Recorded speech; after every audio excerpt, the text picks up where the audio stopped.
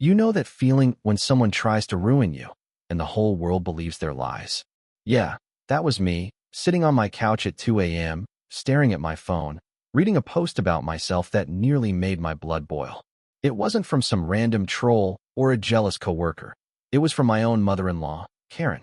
She'd posted on our town's local Facebook group, calling me a deadbeat, a parasite, and even claiming I was cheating on her daughter, my wife, Emily.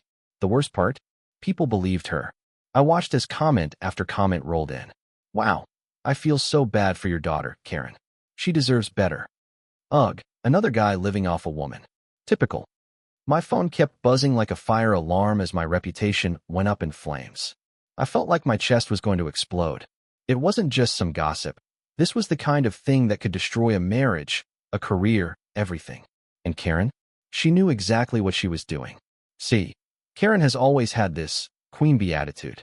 She runs the family like a dictatorship and expects everyone to bow down to her. From the first day I met her, she looked at me like I was dirt stuck to her shoe. I still remember the first time Emily introduced me. Karen shook my hand and said, "So, you're the guy who thinks he's good enough for my daughter?" No hi. No smile, just straight up venom. At first, I tried to laugh it off. I mean, who doesn't have in-law drama, right? I figured if I just stayed polite, she'd warm up to me. Spoiler alert, she didn't. Over the years, she criticized my job, mocked my car, and once even told Emily she should marry up before it was too late. Yeah, that's the kind of woman she is. But this Facebook post, it was a whole new level of crazy. I could feel the anger crawling through my veins, but then something clicked. I realized something very important. Karen just declared war on me, and I was done playing nice. What she didn't know was that I wasn't just some clueless pushover. I'm a quiet guy, but when someone pushes me too far, I fight back. And I don't fight dirty. I fight smart. As I stared at her post, I started piecing together every nasty thing she'd ever done. The fake stories she'd told about me. The way she manipulated Emily with guilt. The way she bragged about being untouchable because everyone in our community adored her. I decided right there that I was going to take her down. Not just a petty revenge, but something big. Something that would make her regret ever messing with me. And the best part? I wouldn't have to lift a single finger to lie or exaggerate, because Karen had done enough awful things that all I had to do was hold up a mirror and let the world see who she really was. I knew this wouldn't be easy. Karen wasn't just some random troll online. She was a master manipulator. She'd been controlling people for years, hiding behind that fake sweet smile, throwing charity events, and acting like the perfect mom. But I also knew one thing. People love drama, and nothing spreads faster than the truth about a fake saint. So I started planning. I was going to bide my time, collect my evidence, and when the moment was right, I'd flip her perfect little world upside down. As I sat there, reading the hateful comments under her post, I didn't feel crushed anymore. I felt powerful. She had no idea what kind of storm she had just unleashed. If you've never met someone who thrives on controlling others, let me introduce you to Karen, my mother-in-law, or as I like to call her, the self-appointed queen of chaos. From the moment Emily and I started dating, Karen made it her mission to remind me that I wasn't good enough. She's the type of woman who always has to be the center of attention. Her hair is always perfectly styled, her nails always freshly done, and she never leaves the house without a designer purse. She's all about appearances. But underneath that polished exterior, she's a manipulative, power-hungry nightmare. When I first met her, I was nervous. Of course I was. Meeting your girlfriend's parents is stressful for anyone. I showed up with flowers and my best smile, trying to make a good impression. Karen, on the other hand, looked me up and down like I was some low-budget garage sale item. "Emily tells me you're in IT," she said, drawing out the words like they were an insult. "So you just sit behind a computer all day?" I laughed it off. "Yeah, I work in cybersecurity." "It's actually, oh, so no real job then," she interrupted, sipping her overpriced latte like she was on some kind of throne. That was my first taste of her venom, but trust me, it wasn't the last. As Emily and I got serious, Karen's comments became sharper. She constantly compared me to Emily's ex-boyfriend, Brad, who, get this, was a sleazy guy with a sports car and a fake smile. Apparently, Brad was successful because he worked in real estate and drove a flashy BMW. Karen never missed a chance to remind me that Brad was a real man. Once, during a family dinner, she straight up asked me, "So, when are you going to buy a real car? Or are you just going to keep driving that old Honda forever?" I smiled through gritted teeth. "It gets me where I need to go." Karen laughed, loudly, like I'd just told the dumbest joke in the world. Emily looked mortified, but Karen? She enjoyed every second of making me feel small. And then came the wedding drama. Oh, you better believe she tried to sabotage that too. First, she told Emily that I was rushing things, and that maybe we should take a break before committing.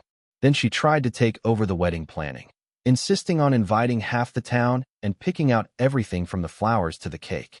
The final straw was when I overheard her telling Emily that if he really loved you, he'd buy you a diamond at least twice this size. I almost laughed out loud. Who does that? But Emily, bless her, stood up for me. "Mom, I don't care about the size of the ring. I care about him." That was the first time I saw Karen truly lose her cool. Her face turned red, and she stormed out of the room like a toddler throwing a tantrum. Fast forward to now, and Karen's power over Emily has only gotten stronger. She calls Emily almost every day, guilt-tripping her with lines like, "I guess you don't love your family anymore since you never visit." Or, "I'm just worried about you being with someone who can't provide the lifestyle you deserve." And let's not forget the subtle digs at me every chance she gets. Once, when I got a small promotion at work, Karen smirked and said, "Oh, that's cute. Maybe one day you'll make enough to really take care of Emily." I should have called her out right then and there, but Emily begged me to just ignore her. I didn't want to cause drama. But ignoring Karen is like ignoring a rattlesnake. You can pretend it's not there, but sooner or later, it's going to bite you. And bite me she did, with that Facebook post. But here's the thing. Karen doesn't know that every cruel thing she's ever said, every lie she's ever told, is about to come back and bite her. I've been quiet long enough. I've played the nice guy, the peacemaker. But now it's my turn to take control. And believe me, I know exactly where to start. They say everyone has a breaking point. I found mine one sunny Saturday afternoon during what was supposed to be a simple family barbecue. Emily's dad, who's a genuinely nice guy and completely different from Karen, had invited us all over. It was supposed to be a relaxed afternoon. Good food, beer, and catching up. I figured maybe, just maybe, Karen would behave for once. I was wrong. The moment we arrived, I could tell something was off. Karen greeted us with that fake smile of hers, the kind that says, "I'm about to ruin your day, and I'm going to enjoy it." She hugged Emily like she hadn't seen her in years, then barely even acknowledged me. Whatever. I was used to it. I grabbed a drink, sat down at the table, and started talking to Emily's cousin, Jake, about sports. That's when I noticed Karen whispering with a couple of her friends who had come over. They kept glancing in my direction, smirking, and laughing. My stomach tightened. About 30 minutes later, Karen decided to make her move. She stood up, glass of wine in hand, and tapped her fork against it to get everyone's attention. "Everyone," she said sweetly. "I just wanted to make a little toast to family." Everyone smiled, raising their glasses. But then she continued. "You know," she said, her voice dripping with fake innocence, "it's just so hard watching my daughter settle for someone who doesn't truly appreciate her. Some of us still believe she could have done so much better." The entire backyard went silent. My chest tightened, and I swear I could hear my heart pounding. Emily looked at her mom, shocked. "Mom, what the hell?" she whispered. Karen smirked and shrugged like she'd said something totally harmless. "Oh, honey, I'm just saying what everyone's thinking. I mean, he still hasn't gotten a real promotion, and I heard from someone that he's, well, not exactly loyal." And just like that, she did it. She threw the grenade. All eyes turned to me. "Excuse me," I said, my voice low and shaking, not from fear, but from sheer anger. "What the hell are you talking about?" Karen tilted her head and gave me that fake look of concern. "Oh, I don't know. I just heard from a reliable source that maybe you've been seeing someone on the side? Maybe one of those women you work with?" The crowd gasped like this was some reality TV drama. Emily looked like she'd just been slapped. "That's not true," I said, standing up so fast my chair nearly fell over. "I would never cheat on Emily." "Are you serious right now?" Karen just smiled, like she'd won. "Well, you know what they say, where there's smoke, there's fire. I'm just looking out for my daughter." Looking out for her? No, this was calculated. She wanted to humiliate me in front of everyone, friends, family, neighbors. And judging by the shocked looks around me, she was succeeding. Emily stood up and glared at her mother. "Mom, enough. You don't get to stand here and make up lies about my husband." But the damage was done. I could see the doubt flicker in some people's eyes. Even if Emily defended me, Karen had planted the seed. That night, I couldn't sleep. I kept replaying that scene in my head. Her smug grin, the whispers, the way people stared at me like I was some kind of criminal. I realized something important. As long as Karen had a voice, she would keep poisoning people against me. So, I made a decision. No more playing nice. No more ignoring her insults. I was going to take back my reputation and my life. But to do that, I needed proof. Proof that Karen wasn't the sweet, caring mom everyone thought she was. And I knew exactly how to get it. After that barbecue disaster, I knew I couldn't just sit around and hope Karen would get bored and leave me alone. She wasn't the kind of person who stopped when you ignored her. If anything, silence only made her bolder. The next morning, I sat at the kitchen table, staring into my coffee like it was going to give me answers. Emily walked in, looking exhausted from all the drama. "I'm so sorry about yesterday," she said softly, taking my hand. My mom was way out of line. I told her she needs to apologize. I gave her a weak smile. "Babe, we both know Karen isn't going to apologize. She doesn't think she's wrong. She thinks she's the hero here." Emily sighed. She knew I was right. And that's when I decided I was done playing defense. If Karen wanted a war, fine, I'd give her one. But I wasn't going to fight like her, with lies and gossip.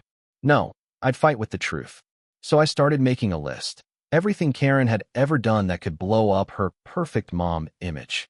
I thought about the time she accidentally spread a rumor about her neighbor's son being a drug addict just because the poor kid wore ripped jeans. I remembered how she tried to steal credit for a charity event that Emily had organized, taking photos with the donors and acting like it was all her idea. And then I remembered something huge. A few months ago, Karen had bragged to one of Emily's aunts about scamming a local fundraiser.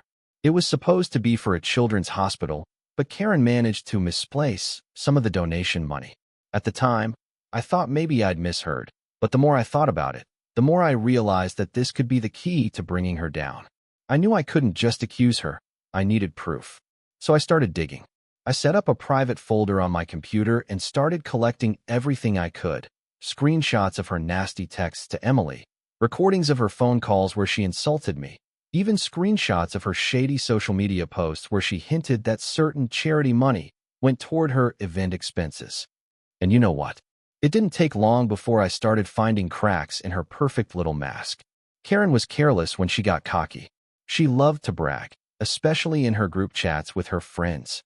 I managed to get access to a few screenshots from one of Emily's cousins. Apparently, Karen had been trash-talking me there too. But I wasn't just gathering evidence. I was planting seeds. The next time we had dinner at her house, I acted overly polite, smiling at every insult she threw my way. When she mocked my job again, I laughed like it was the funniest thing I'd ever heard. And when she asked about my tiny paycheck, I told her, "Oh, don't worry about me. I've been working on something really interesting lately." The look on her face was priceless, confused, like she was wondering what I was up to. Good. That's exactly what I wanted. Behind the scenes, I started reaching out to people Karen had wronged. Old neighbors, family members, even her former best friends. Turns out, there were plenty of folks who'd been burned by her fake charm. The stories they told me were gold, manipulation, lies, even a few shady financial tricks. By the end of the week, I had a small arsenal of dirt on her. But I wasn't ready to pull the trigger just yet. Not until I had something that would not only expose her, but make everyone turn their backs on her for good. And I had a feeling I knew exactly where to look next: her charity work. I knew Karen's power came from two things: her fake reputation as the perfect mom, and her little army of loyal gossipers. If I wanted to take her down, I had to hit both. So I started where she least expected, online. Karen lived for Facebook. That woman could spend hours every day curating her fake image, posting staged photos with inspirational quotes, bragging about how much she cares about the community, and dropping subtle hints about how her life was so much better than everyone else's. I decided I would use her own playground against her. I created a private Facebook group under a fake name, something harmless and local sounding like neighborhood truths. I sent invitations to a few trusted people. Emily's cousin, Jake, who absolutely hated Karen after that barbecue incident. A neighbor named Sarah who'd told me years ago that Karen stole credit for her charity work, and a couple of other folks I knew Karen had wronged. At first, the group was just a handful of people sharing little stories, nothing too big. I started it with a simple post. Anyone ever been burned by someone who pretends to be perfect but is actually a nightmare behind closed doors? Asking for a friend. The responses started trickling in, and within 24 hours, the group exploded. Turns out, Karen had left a trail of angry people all over town. There was the florist who claimed Karen never paid for a big order, but still took credit for the arrangement at a charity gala. There was the mother from Emily's old school, who said Karen once spread a rumor about her just because they competed for PTA president. And then there was the bombshell. 2 people confirmed Karen skimmed money off that children's hospital fundraiser. I read every comment carefully, saving screenshots of anything that could be verified. The more I read, the more I realized Karen's perfect image was just smoke and mirrors. But I didn't stop there. I needed this to reach more than just a handful of people. I needed it to be undeniable, something even Karen couldn't wiggle out of. So I started crafting the ultimate post. A detailed, carefully worded message that laid out her lies and manipulations without sounding like petty revenge. It was all facts, backed by screenshots, messages, and testimonies from people she'd wronged. I kept it anonymous at first. The key was to make it look like the community itself was rising against her, not just me. Because if Karen thought this was only coming from me, she'd spin it as my son-in-law is out to get me. But if multiple people spoke up, she'd have nowhere to hide. By the end of the week, I had a folder full of evidence, texts where she insulted me, proof of her shady charity, expenses, and multiple stories from people she'd humiliated. I showed a bit of it to Emily. At first, she was hesitant. "Are you sure this is a good idea?" she asked. "My mom can get vicious when she's cornered." I smiled. "Emily, she's already vicious. The only difference is, this time, I'm not just standing there letting her swing. This time, I swing back." Emily hesitated, but when I showed her the screenshots about the stolen charity money, her jaw dropped. "Oh my God," she said. I didn't want to believe this, but she's been lying to everyone." "Exactly," I said. "It's time everyone else knew the truth." The plan was simple but brutal. First, I'd let a few of the people from my group share their stories publicly, just little cracks in Karen's perfect image. Then, once the timing was right, I dropped the full post in our town's Facebook group, where all her friends, neighbors, and fans would see it. And once it was out there, there'd be no coming back. I waited a few days before making my move. Karen had no clue that I'd been quietly sharpening my knives while she was busy bragging online about her perfect life. She posted photos of her garden with captions like, "Hard work pays off," and threw in passive-aggressive digs like, "Some people could learn a thing or two about responsibility." Yeah, I knew exactly who she meant. But I wasn't going to fire back with words.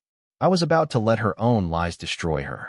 It started with Sarah, the neighbor Karen once humiliated by claiming she neglected her kids just because they played outside in slightly dirty clothes. Sarah had been waiting for this moment. She wrote a post in our private Facebook group, detailing how Karen had stolen her charity idea and then publicly shamed her for being unorganized. Sarah included screenshots of texts where Karen literally said, "I'll take it from here, you're just not professional enough." When Sarah posted it on the town's main Facebook group, it blew up. People were stunned. "Wait, Karen? Sweet Karen who's always at the bake sales? Wow, I never knew she could be so cruel." The comments started pouring in. Some defended her, saying she must have been misunderstood, but then more people started adding their own stories. Next, Jake jumped in. He shared a story about the barbecue, about how Karen publicly humiliated me in front of the whole family. He didn't even have to exaggerate. Just the raw truth was enough to make people's jaws drop. Then, like dominoes, other stories started coming out. One mom posted about how Karen spread rumors at the PTA just to get her voted out of a leadership role. A local florist confirmed she'd never been paid for an order Karen bragged about online. And just like that, the Karen fan club started falling apart. I sat back and watched the chaos unfold. Every time Karen tried to defend herself in the comments, it only made things worse. She'd reply with things like, "You're just jealous of me," or "People love to tear down successful women," which only made her look even more arrogant. By the end of the day, her reputation was on fire. Friends who used to comment on every one of her posts were suddenly silent. Some even unfriended her right there in public. But I wasn't done yet. That night, I posted the big one. Using my anonymous account, I dropped a detailed, fact-filled post exposing Karen's charity scam. I laid it all out. Dates, amounts of money, screenshots of her bragging about using donation money for event decorations that just so happened to end up in her own backyard. The post went viral in less than 2 hours. People shared it to other groups, tagging local reporters and calling for an investigation. Karen must have been losing her mind because I saw her desperately commenting things like, "This is all fake. Lies. My lawyer will hear about this." But it was too late. The truth had spread like wildfire. Neighbors she once bossed around started messaging me privately, thanking me for finally standing up to her. Even some of her old friends were posting. Honestly, I've seen this behavior for years. I just didn't want to say anything before. For the first time in years, Karen wasn't in control of the narrative. I was, and I wasn't even close to finished. When the walls started closing in on Karen, I knew it was only a matter of time before she tried to play nice. That's her style. Act like the victim, pretend to extend an olive branch, then strike again when you least expect it. The call came 3 days after my big post went viral. I was sitting in my office, half expecting a lawyer's letter or a screaming voicemail from her. Instead, my phone lit up with Karen's name. "Hello." I answered, keeping my voice flat. "Hi, dear," she said in that sugary tone she uses when she's about to manipulate someone. "I think we've had some misunderstandings. Why don't you come over tonight? Just you and me. Let's talk like adults." I almost laughed out loud. Misunderstandings? This woman had called me a cheater, a freeloader, and now a criminal. But instead of saying no, I saw an opportunity. "Sure," I said calmly. "I'll come by after work." When I hung up, I grabbed my small digital recorder from my desk drawer. If Karen wanted to talk, fine. I'd let her talk herself straight into a confession. Her house looked exactly the same as always, immaculately clean, with the smell of expensive candles in the air. But when she opened the door, she looked different, stressed. Her usual fake smile was there, but her eyes were wild, like she hadn't slept in days. "Come in," she said, her voice tight. I followed her into the kitchen, setting my phone face down on the table, recording every word. She poured herself a large glass of wine and got straight to it. "You've really caused a mess, you know that?" she snapped. "All these people talking my reputation is ruined. Do you even know how hard I've worked to build this life?" "Oh, I know," I said, keeping my tone calm. "I also know you took money from that fundraiser." Her eyes narrowed. "You don't have any proof." I smirked internally. "Actually, I have more than enough. Texts, screenshots, and other people who saw you bragging about it.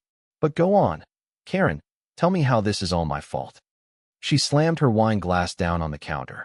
"Listen, if you delete those posts and tell people you lied, I'll let this go. I'll even stop calling you a parasite. But if you keep pushing me, I'll make sure Emily sees who you really are." I tilted my head. "Who I really am? Karen, you've been lying about me for years. And now you're threatening me? That's not going to work this time." Then, like magic, she spilled it. She started ranting about how she deserved that money because she put in the work to organize the fundraiser. How I was ungrateful for everything she's done, and how she'd do whatever it takes to keep her reputation intact. Every single word was being recorded. After about 20 minutes of her rambling, I stood up. "Thanks for the chat, Karen," I said, smiling. "I think this conversation has been enlightening." She looked confused. "That's it? You're just leaving?" "Oh, I'll be in touch," I said, walking out the door. When I got back to my car, I replayed the recording. Every confession, every slip-up, it was all there. And I knew exactly what I was going to do with it. I didn't waste much time after leaving Karen's house. The recording on my phone was pure gold. It was the kind of confession that could bury her for good, and I couldn't stop replaying it on my drive home. Every smug word she'd said was now evidence. Evidence I could use to finish what I started. The next morning, I woke up earlier than usual. I brewed a pot of coffee, sat down at the kitchen table, and began crafting my next move. This wasn't about revenge anymore. It was about exposing the truth in a way she couldn't spin or deny. I clipped together the best parts of the recording, Her admitting to taking money from the fundraiser, calling people too stupid to notice, and even threatening me if I didn't delete the posts. Then, with a deep breath, I uploaded it to the private Facebook group we built and said, "For everyone who doubted, here's Karen in her own words." Within minutes, comments started pouring in. "OMG, is this real? I can't believe she admitted this out loud. She's done. There's no coming back from this." The post spread like wildfire. Someone downloaded the audio and shared it in the town's main group. Others started tagging local news pages, saying this was exactly the kind of fraud that deserved attention. Karen, of course, lost her mind. She flooded the comments with desperate replies. "This is taken out of context. This is illegal. I'll sue anyone who shares this." But it was too late. The audio spoke for itself, and the more she tried to deny it, the worse she looked. By that afternoon, I got a call from Emily. She'd just gotten off the phone with her aunt, who was furious with Karen for embarrassing the family. "Babe," Emily said, her voice shaking, "I don't know how you did this, but everyone finally sees her for who she is." I paused for a moment. "Are you mad at me?" "No," she said firmly. "Honestly, I'm relieved. I was scared of confronting her for so long, but you did what I couldn't. She's toxic, and now everyone knows it." Later that evening, Karen herself tried calling me. I didn't answer. She left me a long, rambling voicemail where she alternated between screaming and crying, accusing me of ruining her life. I saved that too. The fallout didn't stop there. People from the charity fundraiser began demanding refunds. One of the donors even hinted at taking legal action. Karen's little circle of gossip friends started disappearing one by one. Her perfect image, gone. The final blow came when the local Facebook admin pinned the recording to the top of the group with a note. "This is a warning about dishonest fundraising practices. If you donated to Karen's events, you may want to follow up on where your money went." I almost felt sorry for her. Almost. But deep down, I knew this was only the beginning. I had more cards to play, and one of them would destroy her last shred of credibility. The audio recording had already torn down Karen's queen bee image, but I wasn't satisfied yet. She'd spent years making my life hell, manipulating Emily, and bullying anyone who dared to stand up to her. If I stopped now, she'd find a way to crawl back. I needed a final blow, something that would end her reign for good. That blow came in the form of her charity scam. The more I dug into the fundraiser, the more I realized just how dirty it was. Karen had collected over $15,000 for the children's hospital. According to the receipts she'd proudly posted online, only about half of that money made it to the hospital. The rest? Event expenses, decorations, and personal transportation fees.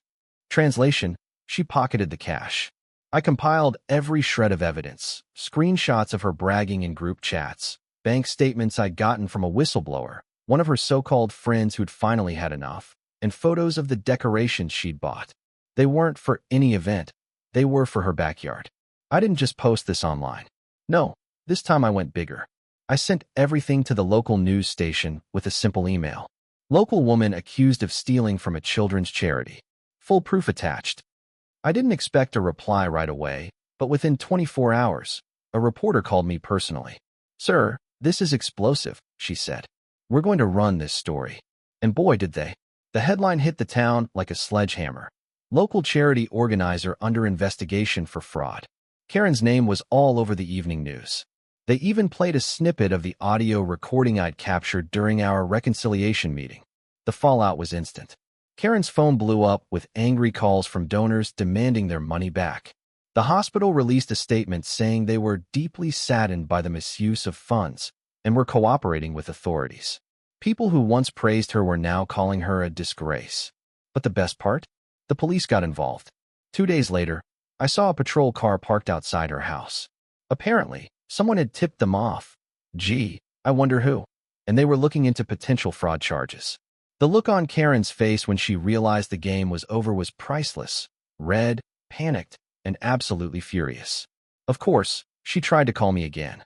This time, her voice was cold and venomous. "You think you've won? You're nothing. You're pathetic. Emily will leave you when she sees the kind of man you really are." I calmly replied, "Karen, Emily already knows who I am. And now everyone knows who you are." Then I hung up. Later that night, Emily hugged me tighter than she ever had before. I can't believe I didn't see this sooner, she whispered. You saved me from her. No, I said softly. We saved ourselves. She doesn't control us anymore. The next few days were like watching a slow-motion collapse. Karen's social circle completely disowned her. Her friends stopped replying to her texts. Even some family members told her to get professional help. The queen bee had officially lost her hive. And for the first time in years, I felt free. After the dust settled, it felt like a huge weight had been lifted from my shoulders. For the first time since I married Emily, I could breathe without feeling like Karen was lurking in the shadows, ready to strike with another rumor or insult. We both agreed it was time to cut ties for good. Emily called her mother one final time, not to argue, but to set boundaries that could never be crossed again.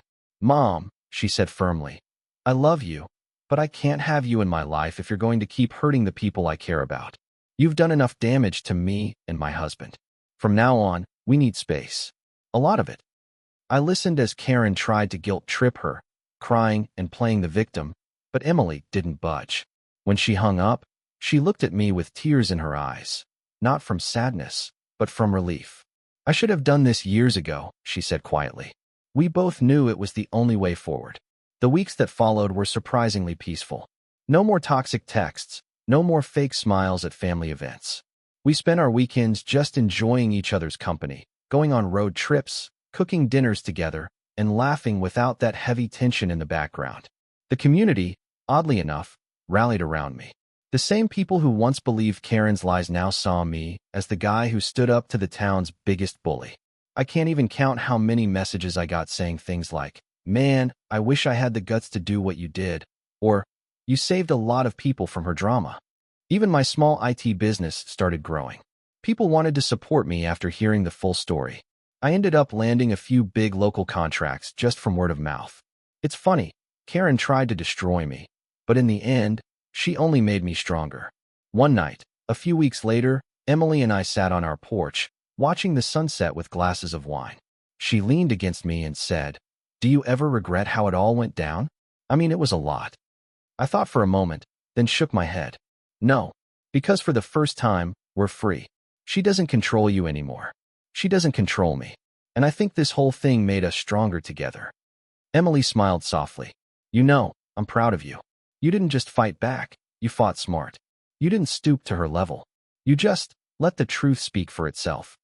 I put my arm around her and looked out at the horizon. Revenge isn't about anger, Em. It's about taking your life back. And I think we've finally done that. She kissed me, and for the first time in years, I felt at peace. Today, Karen is pretty much a ghost. She rarely posts online, and when she does, it's just sad attempts to rebuild her image. But the town hasn't forgotten. People know the truth now, and she's no longer the queen bee she once was. As for me, my business is thriving, my marriage is stronger than ever, and I wake up every day grateful that I stood my ground. Sometimes, the sweetest revenge isn't just watching your enemy fall. It's building something beautiful from the ashes they tried to burn you with. And that's exactly what I did. Thanks for watching. If you enjoyed this story, leave a like, subscribe to the channel, and share your thoughts in the comments. Did he do the right thing?